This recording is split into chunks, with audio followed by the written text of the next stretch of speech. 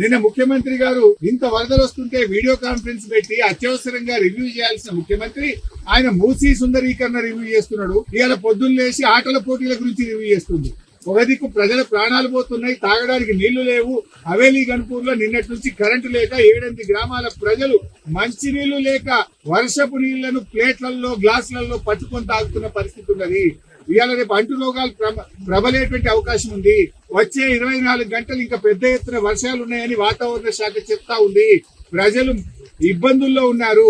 ప్రభుత్వం ఇప్పటికైనా మేల్కొని అత్యవసర చర్యలు చేపట్టి ప్రజలను కాపాడుకోవాలి.